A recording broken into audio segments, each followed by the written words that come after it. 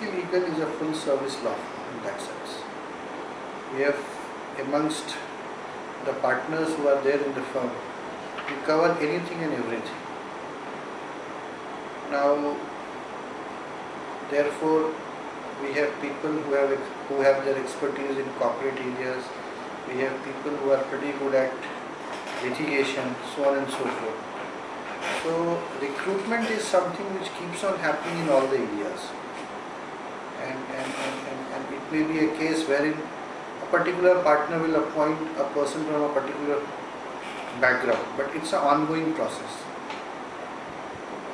Insofar as mission statement is concerned, certainly as lawyers we would like to add value in whatever we do for our clients in the most ethical and correct manner. That is what we try and stand for. In fact, we always say everywhere that we stand for true value, true values. So that is it.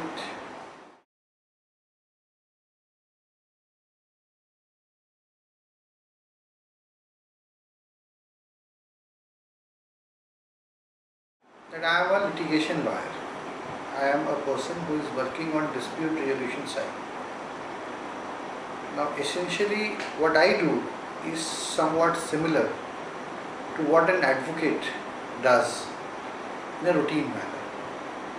We need to have cases, we need to work on them, we need to do it in a proper manner, we have to appear in court, we have to do research, we have to ensure that the interest of client that's protected in the best possible manner. Then we have to further ensure that people who are working with us, especially I have a team of say near about 16 people. So I have to ensure that their career is on the right path.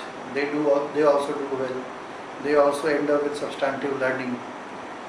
So it's a combination of execution plus ensuring that the workflow remains steady, plus we have to try and ensure that people who are working with us, they grow and they do well in their respective life.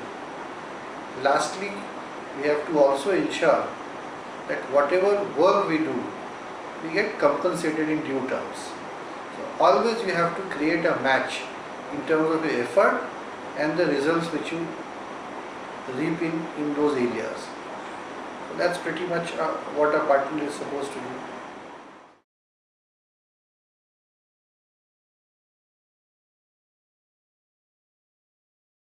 I myself regret sometimes that I did not do my LLM when I passed out.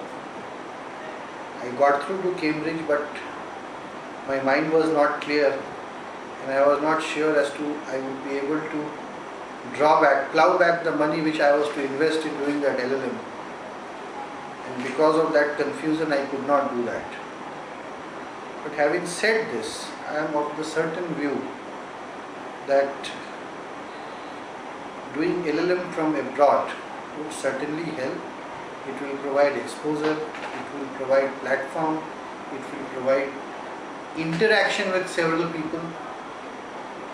Now those people with whom you interact while doing your LLM, they will serve as some kind of ambassador in times to come for your work, for your general, I would say, you will know people all across the globe. So I believe from the exposure point of view and interaction point of view, LLM is a must.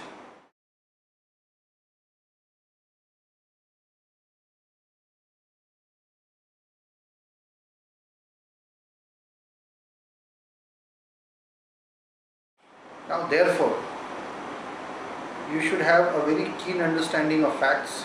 You cannot, mark my words, cannot afford to go wrong on facts. More so when law is also to be applied on the basis of facts. Law cannot be applied in air. So facts become very important understanding of fact. Then breaking down of a particular problem, given scenario. That look here, what are the legal issues involved? On the basis of facts available, what are the legal issues? Clarity of thought, clarity of thought is something which will always help and take you in the right stead. Now, how do you enhance these skills? Basically, I am trying to tell you that you must be able to think logically. Logically means first there is A, then B, then C, then D. There is a seriatim, there is a pattern. How do you do that? Now, certainly mood court is one activity which helps a lot. It gives you the confidence. It actually helps you to come up. It helps you to enhance your skills when it comes to appreciating a problem.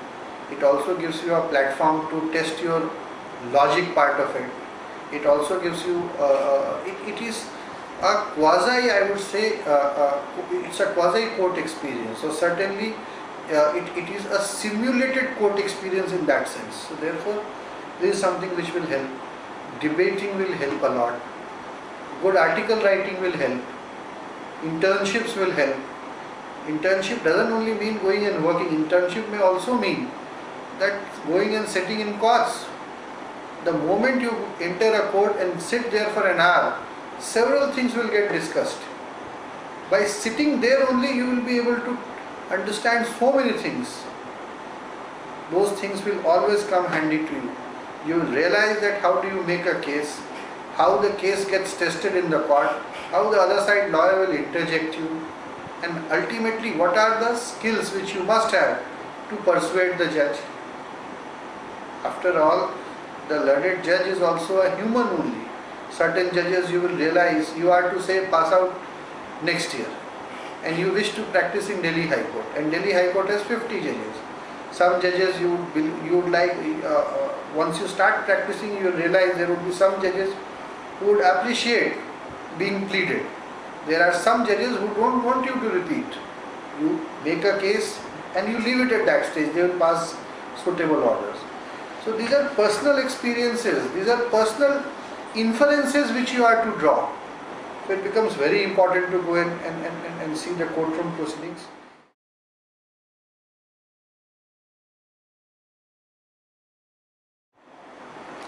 Essentially they mean the same. Now you would know that in India, electricity as a subject is regulated by Electricity Act 2003.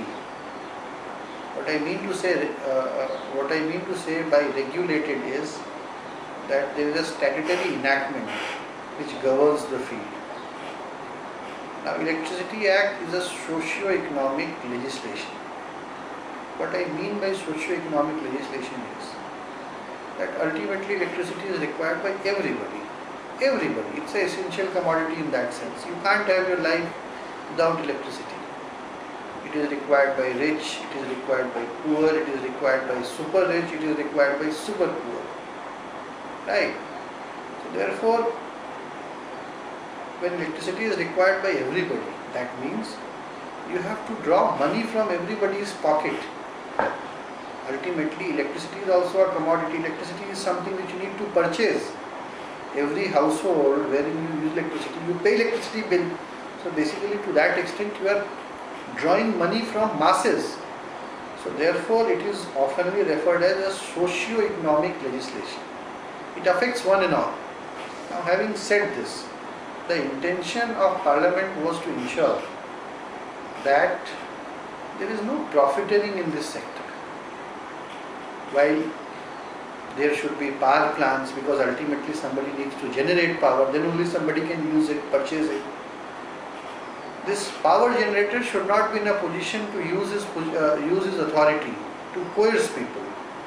He should get cost of production, yet at the same time there should be some reasonable return so that people are encouraged to put money in this sector, yet there shouldn't be absurd profiteering in this area.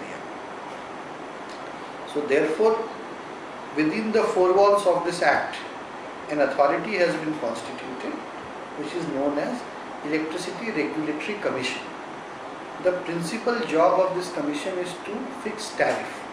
The principal job of this commission is to fix tariff. Tariff means the rate at which various kind of consumers will buy electricity from the distribution companies. There can be an industrial consumer. There are industries, they also require electricity. There can be a commercial consumers. There can be a domestic consumer. There can be an agriculture consumer. So what this commission does, it will say, all right, for agriculture the rate is 2 rupees per unit. They do their homework. I am giving you the entire thing in very simple terms. I am not being extra legal on this. So they will say that, look here, the cost after considering various inputs, they will say the cost is 2 rupees for agriculture, 3 rupees for say commercial, 4 rupees for industrial, so on and so forth. What happens is that there is a company, there has to be a body, that there are various categories of consumer, and the commission will fix tariff.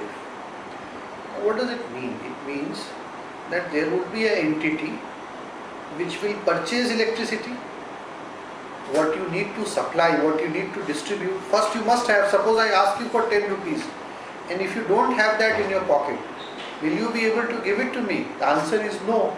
Similarly, there must be a body, there must be a company which must purchase electricity, right? Because once it is purchased, then only it would be available.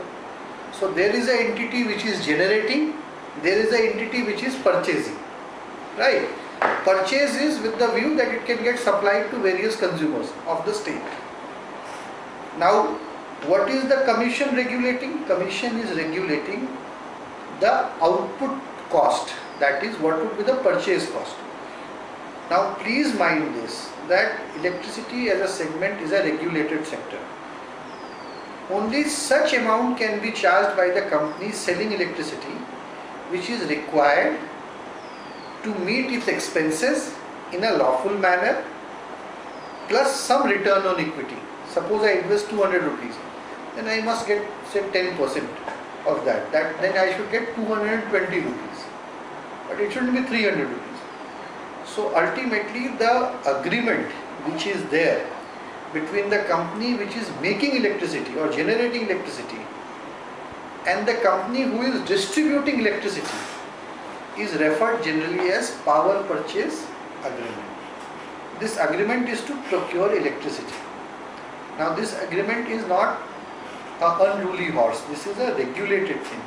When output cost is regulated, you cannot allow input cost to be unregulated. Suppose expenditure is 5 rupees and income is only 3 rupees, will the company survive? The answer is no, it would be in losses. So generally the rates at which these companies purchase, that is also looked into by the regulator, that is State Electricity Regulatory Commission. So therefore these power purchase agreements are also vetted by the regulator.